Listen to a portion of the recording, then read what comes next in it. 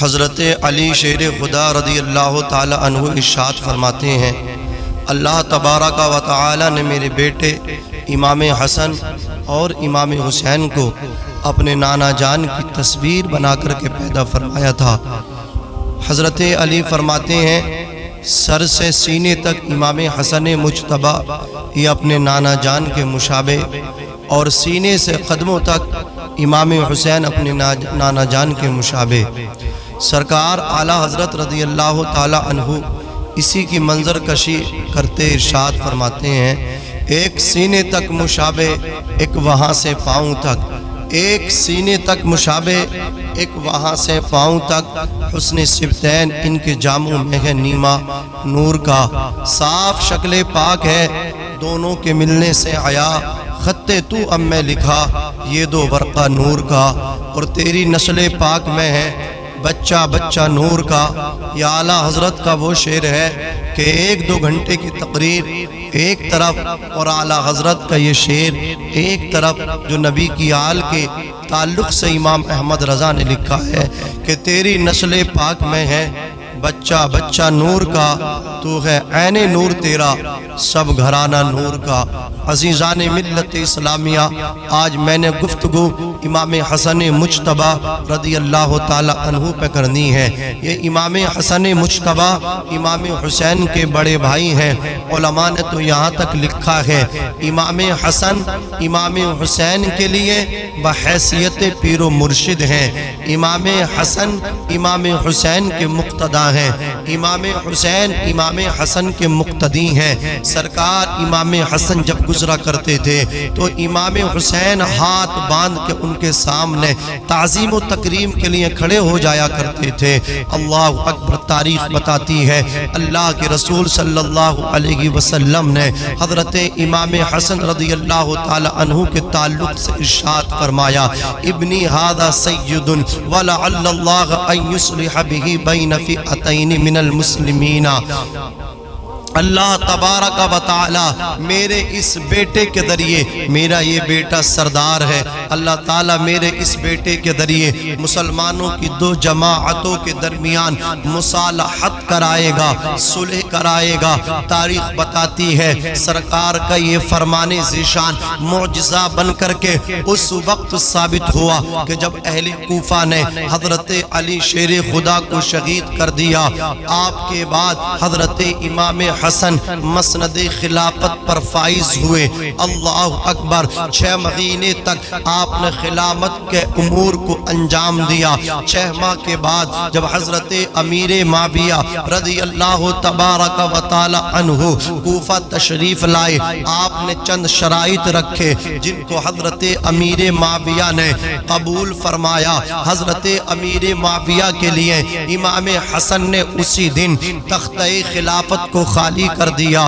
عزیزان ملت اسلامیہ، اب جو جنگ چلی آ رہی تھی حضرت امیر معاویہ کے رفقا اور حضرت علی مرتضیٰ کے ساتھیوں میں، مسلمانوں کی 2 جماعتوں میں حضرت امام حسن کے اس عمل کی وجہ سے 2 جماعتوں کے درمیان جو خونریزی ہو رہی تھی وہ بند ہو گئی، مصالحت ہو گئی، صلح ہو گئی، اور سرکار نے جو فرمایا تھا میرا یہ بیٹا مسلمانوں کی 2 جماعتوں میں صلح کرائے گا، سرکار کا یہ فرمان ذیشان بھی معجزہ بن کر کے ظاہر و باہر ہوا۔ اب جو لوگ کہتے ہیں حضرت امیر معاویہ پر لعن طعن کرتے ہیں، صحابہ کرام کو گالی دیتے ہیں، ان کی برائی کرتے ہیں، انہیں ہوش کے ناخون لینا چاہیے۔ ہم اہل سنت و جماعت کا نظریہ یہ ہے کہ امام حسن مجتبی نے جن سے مصالحت کی ہے، جن سے صلح کی ہے، ہم ان حضرت امیر معاویہ سے اللہ اکبر جنگ نہیں کر سکتے، اور جن سے امام حسین نے، جس یزید پلید سے امام عالی مقام عرش مقام نے جنگ کی ہے، ہم اہل سنت و جماعت اس یزید سے صلح نہیں کر سکتے۔ اللہ اکبر، توجہ فرمائیں، یہی حضرت امام حسن مجتبی رضی اللہ تبارک و تعالی عنہ ہیں۔ سرکار دو عالم صلی اللہ اللہ علیہ وسلم جب نماز کی حالت میں ہوتے، امام حسن آتے، اپنے نانا جان کی اللہ اکبر قدموں سے آ کر کے لپٹتے، نانا جان کی ٹانگوں سے آ کر کے لپٹتے، مصطفیٰ رکوع کی حالت میں ہوتے، اپنے پیروں کو کشادہ فرما دیتے، امام حسن اپنے نانا کی ٹانگوں کے درمیان سے، قدموں کے درمیان سے دوسری سمت میں دوسری جانب گزر جاتے۔ اللہ اکبر، یہی حضرت امام حسن مجتبیٰ ہے۔ اللہ تبارک و تعالی نے آپ کو اس درجے کی سخاوت بھی عطا فرمائی تھی۔ آپ اتنے بڑے سخی تھے کہ آپ کے دروازے پہ جو بھی آتا تھا وہ خالی نہیں جاتا تھا۔ امام حسن کے دروازے پہ جو بھی سائل آ گیا، 1000 50 1000 لاکھ تو درہم آپ کو اس کو ویسے ہی عطا فرما دیا کرتے تھے۔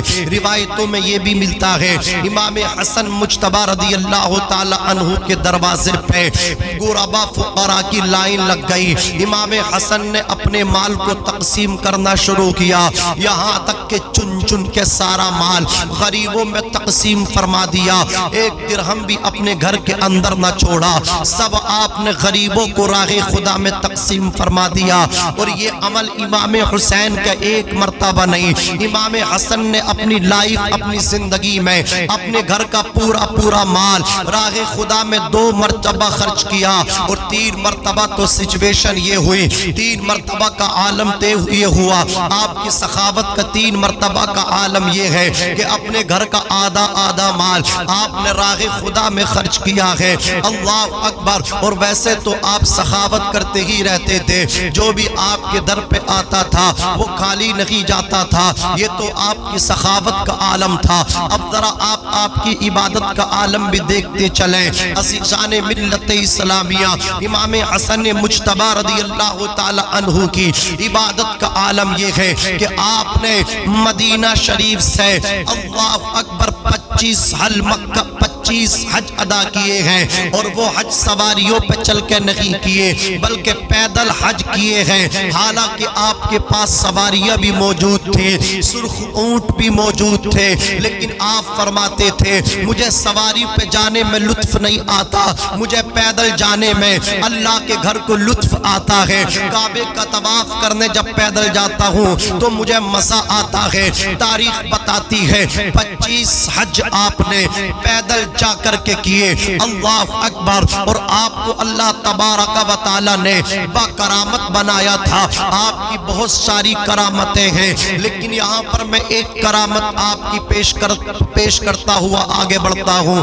حضرت امام حسن مجتبیٰ سفر فرما رہے ہیں، آپ کے ساتھ حضرت عبداللہ ابن زبیر ہیں۔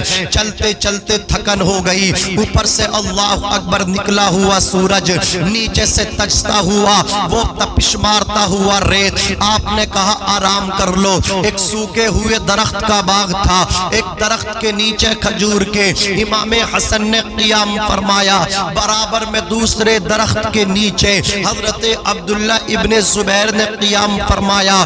آپ کہتے کتنا اچھا ہوتا کہ اس باغ کے درخت سوکھے نہیں بلکہ ہرے بھرے ہوتے، ان پہ تر و تازہ کھجور لگی ہوتی، میں تناول کرتا۔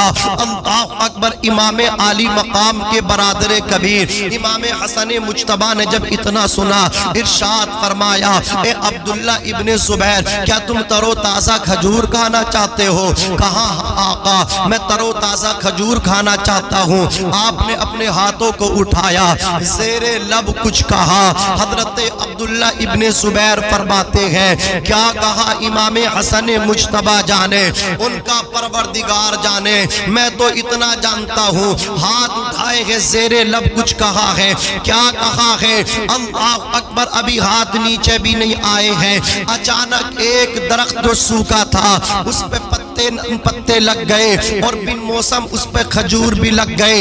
امام حسن مجتبیٰ فرماتے ہیں اے عبداللہ کے بیٹے، اے عبداللہ زبیر کے بیٹے، تر و تازہ کھجوریں توڑو اور کھاتے چلے جاؤ۔ یہ آپ کی کرامت ہے۔ اب آئیے ذرا دیکھیے آپ کی شہادت۔ حضرت امام عالی مقام رضی اللہ تبارک و تعالی عنہ کو 6 مرتبہ زہر دیا گیا۔ پہلی مرتبہ جب آپ کو زہر دیا گیا وہ شہد میں ملا کر کے زہر دیا گیا،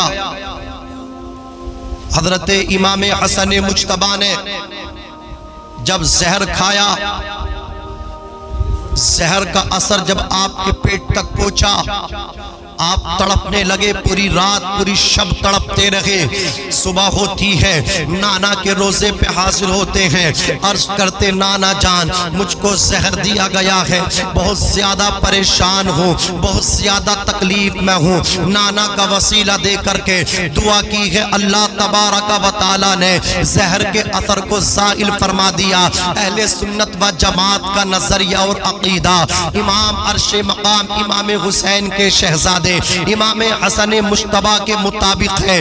امام حسن نے یہ بتا دیا جب تکلیف ہو، پریشانی ہو، نانا کو وسیلہ بنا لینا، اور قرآن بھی یہی کہتا ہے یا ایھا الذین آمنوا اتقوا اللہ وابتغوا الیہ الوسیلہ، اے ایمان والو اللہ سے ڈرو اور رب تک جانے کے لیے وسیلہ تلاش کرو۔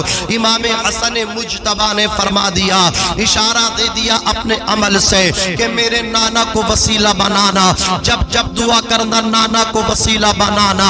اور یہی تک محدود نہیں، وسیلے کی جب بات آئی ہے، حضرت آدم علیہ السلام نے اپنے بیٹے شیس علیہ السلام سے اپنے آخری ایام میں کہا تھا، اے شیس جب جب تو دعا کیا کرنا تو بیٹے محمد کو وسیلہ بنائے کرنا صلی اللہ علیہ وسلم۔ عرض کرتے حضرت شیس حضرت آدم علیہ السلام سے، یہ محمد کون ہے؟ حضرت آدم فرماتے بیٹے یہ وہ محمد ہیں جن کے صدقے میں تیرے باپ آدم کی توبہ قبول ہوئی تھی۔ اللہ اکبر۔ جب جب تم آدم کو وسیلہ، جب تم محمد کو وسیلہ بناؤ گے، اللہ تمہاری دعاؤں کو رد نہ کرے گا، تمہاری دعاؤں کو قبول فرمائے گا۔ اب ان چلا چلی دلی بھوپال والوں کی پول کھلتی چلی گئی، یہ کہتے جو مانگنا اللہ سے مانگو، ہم بھی اس کے قائل ہیں، دیتا اللہ ہے لیکن وسیلہ مصطفیٰ کو بنانا پڑتا ہے، اور یہ ہمارا عقیدہ قرآن سے بھی ثابت ہے، حدیث سے بھی ثابت ہے۔ اللہ اکبر۔ توجہ فرمائے، امام عرش مقام کے برادر امام حسن مجتبی کو شفا ہو گئی، پھر آپ کو جو زہر دیا گیا، اللہ اکبر، آپ کو جو دوسری مرتبہ زہر دیا گیا تو آپ کو کھجور میں ملا کر کے زہر دیا گیا۔ جب آپ نے کھجور کھائی ہیں، اللہ اکبر، پیٹ میں درد ہو گیا، پوری رات تڑپتے رہے۔ امام حسن امام حسین کے مکان پہ پہنچے، بھائی نے بھائی کا چہرہ دیکھا، تکلیف دیکھی، محسوس کیا، اپنے گھر میں جگہ دی۔ اللہ اکبر۔ امام حسن مجتبی جا کر کے تڑپتے رہے، حضرت امام حسین بھائی کی پریشانی کو دیکھتے ہوئے تڑپتے رہے۔ جیسے ہی صبح کا سورج نکلا، امام حسین نے ہاتھ پکڑا، اپنے برادر کبیر امام حسن مجتبی رضی اللہ تعالی عنہ کو نانا کے روزے پہ لے گئے، جا کر کے اللہ اکبر نانا کے روزے پہ بٹھا دیا۔ عرض کیا نانا جان جب پہلی مرتبہ زہر دیا گیا تھا، آپ کو وسیلہ بنایا تھا، شفا مل گئی تھی، دوسری مرتبہ زہر دیا گیا ہے، آقا اس بار شہد میں نہیں کھجوروں میں ملا کر کے زہر دیا گیا ہے۔ پھر وسیلہ بنایا اپنے نانا کو، محمد عربی علیہ التحیۃ والثناء کو، اللہ نے پھر شفا عطا فرما دی۔ اللہ اکبر۔ اسی طرح آپ کو 6 مرتبہ زہر دیا گیا، لیکن جب چھٹی مرتبہ آپ کو زہر دیا گیا، علماء فرماتے ہیں اب کی بار نہ تو شہد میں ملا کر کے زہر دیا گیا، نہ کھجور میں ملا کر کے زہر دیا گیا، بلکہ ہیرے کو پیسا گیا۔ ماہرین فرماتے ہیں ہیرا اتنا تیز ہوتا ہے وہ شیشے کو بھی ٹکڑے کر دیتا ہے، شیشے کا بھی سینہ چک چاک کر دیتا ہے۔ اللہ اکبر۔ ہیرے کی کنی کو پیسا گیا، اور جب ہیرا پس گیا اس ہیرے کو امام حسن کی سراخی میں جو پانی پینے کی سراخی تھی اس میں ڈال دیا گیا۔ جب فجر میں آپ بیدار ہوئے، آپ نے وضو فرمایا، جیسے ہی پانی نوش کیا، پانی حلق کو کروس ہو کر کے اللہ اکبر جب پیٹ میں پہنچا امام حسن مجتبی فرماتے ہیں میری آنتیں کاٹتا چلا گیا، آپ کو دودھ دیا گیا، دودھ باہر نکل گیا، نبیز پلائی گئی، نبیز بھی باہر آ گئی۔ حضرت امام حسن مجتبی رضی اللہ تعالی عنہ بستر پہ تڑپ رہے ہیں، کسی نے کہا حسین تمہارے بھائی کو آج پھر زہر دے دیا گیا ہے۔ حسین نے جب اتنا سنا میرے بھائی کو زہر دیا گیا ہے، آپ دوڑے دوڑے تشریف لائے، آ کر کے دیکھا حالت بڑی نازک ہے۔ اللہ اکبر، بھائی کے قریب آ کر کے کھڑے ہو گئے، عرض کرتے بھائی حسن یہ بتاؤ آپ کو زہر کس نے دیا ہے؟ امام حسن کی احتیاط دیکھیں، ارشاد فرماتے حسین تم کیا کرو گے؟ حسین کہ تم انتقام لوگے، کیا تم بدلہ لوگے؟ عرض کرتے ہاں میں بدلہ لوں گا، میں انتقام لوں گا۔ حضرت امام حسن مجتبی فرماتے ہیں اے میرے بھائی حسین جو میری نظر میں ہے اگر اس نے مجھے زہر دیا ہے تو منتقم حقیقی پروردگار ہے، اللہ تبارک و تعالی پہ چھوڑ دیتے ہیں، اللہ بہترین بدلہ لے گا۔ ان بطش ربک لشدید، بے شک رب کی پکڑ بہت سخت ہے۔ وہ ہمارے بزرگ فرمایا کرتے ہیں رب کے یہاں دیر ہے لیکن اندھیر نہیں ہے۔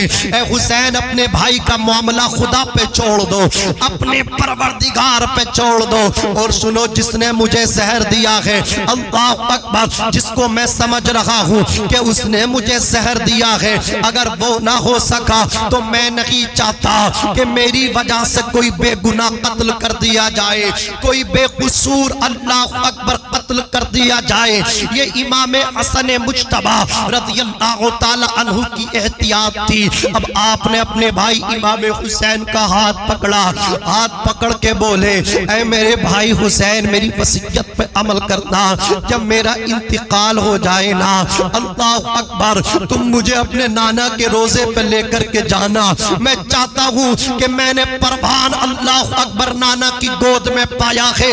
جب نانا کا وصال ہوا میں 7 سال کا تھا، 7 سال تک نانا کی صبح کو دیکھا، نانا جان کی شام کو دیکھا، نانا جان کے اٹھنے بیٹھنے کو دیکھا، نانا جان کے کھانے پینے کو دیکھا، نانا کی گود میں پڑا ہوں، نانا کی گود میں بڑا ہوا ہوں، نانا کے ہاتھوں سے کھایا اور پیا ہوں۔ میں چاہتا ہوں بعد وصال بھی نانا کے پہلو میں جگہ مل جائے، نانا کے قدموں میں جگہ مل جائے، مسکن حقیقی میرا نانا کے قدموں میں منایا جائے۔ اور اے حسین اگر حالات اچھے نہ ہوں تو تم ایک کام کرنا، پھر نانا کے روزے سے مجھے لے کر کے امی فاطمہ کی قبر کے پاس میں دفن کر دینا، امی فاطمہ کے قدموں میں اللہ اکبر میری تدفین کرنا، دفن کرتا۔ یہ وصیت کی آپ کی آنکھیں بند ہو گئی، سانسوں کی مالا ٹوٹ گئی، ہر نئی چیز کو پرانا ہو جانا ہے، ہر باقی چیز کو فنا ہو جانا ہے، کل من علیہا فان، ہر چیز فنا ہو جائے گی، وَيَبْقَى وَجْهُ رَبِّكَ ذُو الْجَلَالِ وَالْإِكْرَامِ، باقی ذات پروردگار کی رہے گی۔ اللہ اکبر، حضرت امام حسن رضی اللہ تعالی عنہ کو تیار کر کے مسیری میں لٹا کر کے اہل بیت نبوت آپ کو لے کر کے چلے۔ اجلہ صحابہ کرام اس میں شامل ہیں، ابو سعید خدری شامل ہیں، حضرت ابو ہریرہ شامل ہیں، حضرت عبداللہ ابن عمر شامل ہیں، حضرت عبداللہ ابن زبیر شامل ہیں۔ اہل بیت نبوت اور صحابہ کرام کا یہ نورانی قافلہ جنتی جوانوں کے سردار کو اللہ اکبر اٹھا کر کے ان کے نانا کے روزے پہ لے کر کے جا رہے ہیں۔ جیسے ہی نانا کے روزے پہ آپ کے جنازے کو رکھا ہے، آپ کے جسم مقدس کو رکھا ہے، مروان اللہ اکبر اس وقت مدینے کا حاکم تھا، مروان جیسا ظالم۔ اللہ اکبر جب مروان پیدا ہوا تھا اس کی تہنیک کے لیے مصطفیٰ کریم کی بارگاہ میں جب پیش کیا گیا تو نبی نے فرمایا تھا هو الوسخ ابن الوسخ، یہ گرگٹ کا بچہ گرگٹ ہے، گرگٹ کا بیٹا گرگٹ ہے، وہی گرگٹ اللہ اکبر مروان اللہ اکبر گورنر تھا مدینے کا۔ اس نے جب دیکھا سپاہیوں کو آرڈر دیا تیر چلائے جائیں، چاروں طرف سے تیر آ رہے ہیں، حضرت امام حسن کے جسم نازنین سے تیر آ کر کے ٹکرا رہے ہیں، آپ کا بدن زخمی ہو گیا، لہو لہان ہو گئے۔ حضرت امام حسن مجتبیٰ کا سارا جسم نازنین تیروں سے اللہ اکبر بھر گیا، بدن میں تیر پیوست ہو گئے۔ حضرت زینب رضی اللہ تعالی عنہ تشریف لائی، اپنے بھائی کے جسم نازنین سے تیر کھینچ رہی ہے۔ حضرت زینب فرمایا کرتی تھی میرا بھائی حسن جو ہے وہ امیر ہے، امیر، اور میرا بھائی حسین یہ غریب ہے، غریب۔ جب پوچھا جاتا تھا زینب فرماتی تھی حسن امیر اس معنی کر کے ہے، حسن کو 2 کفن دیے گئے، مطلب یعنی جب امام حسن پہ اتنے تیر مارے کفن آپ کا پھٹ گیا، پورا کفن جو تھا خون سے رنگین ہو گیا، خون سے آلودہ ہو گیا، پھر آپ کو دوسرا کفن دیا گیا۔ اس وجہ سے میرا بھائی امیر حسن ہے اور میرا بھائی حسین غریب اس معنی کر کے ہے کہ بھائی حسین کی گردن کو کاٹ کے نوکے نیزہ پہ چڑھا کے میرے بھائی حسین کے جسم پر گھوڑوں کی ٹاپوں سے جسم کو روندا گیا، ہڈیوں کو چکنا چور کیا گیا، حسین کو ایک بھی کفن نہ دیا گیا، حسن کو 2 کفن، حسین کو بغیر کفن کے دفن کیا گیا۔ اس وجہ سے حسن امیر ہے، حسین غریب ہے۔ حضرت امام حسین نے جب یہ ان کا رویہ دیکھا، ہاتھ تلوار پہ ہاتھ ڈالا، نکال لی، کہا مروان تو ہوتا کون ہے؟ تیرا کیا رشتہ ہے میرے نبی سے؟ نانا ہمارے، ہم نانا کے ہیں، نانا کے بیٹے ہم، نانا کی گود میں پلے بڑے ہم، نانا نے ہم سے پیار کیا ہے، جنتی جوانوں کے سردار نانا نے ہمیں بتایا ہے نانا ہمارے ہیں۔ تو کون ہوتا ہے انٹرفیئر کرنے والا؟ تو کون ہوتا ہے دخل کرنے والا؟ میں اپنے بھائی حسن کی یہی تدفین کروں گا، تو روک کر کے دکھانا۔ قریب تھا کہ خون خرابے ہوتے، خوریزی ہوتی، تمام صحابہ نے اپنے اماموں کو حسین کے قدموں میں ڈال دیا، کہا حسین مدینے میں خوریزی ہوگی۔ حسین حسن نے یہ بھی تو کہا تھا کہ جب حالات ناگفتہ بھی ہو جائیں، حالات ناساز ہو جائیں، تو تم مجھے نانا کے روزے سے ہٹا کر کے پھر میری والدہ حضرت فاطمہ کے قدموں میں دفن کر دینا۔ حسین بہت بڑی خوریزی ٹال دیجئے۔ حسین ہم آپ سے گزارش کرتے حسن کی تدفین حضرت فاطمہ کے قدموں میں کر دیجئے۔ حضرت امام حسن رضی اللہ تعالی عنہ کو اس کے بعد حضرت فاطمہ الزہرا رضی اللہ تعالی عنہ کے قدموں میں دفن کیا گیا۔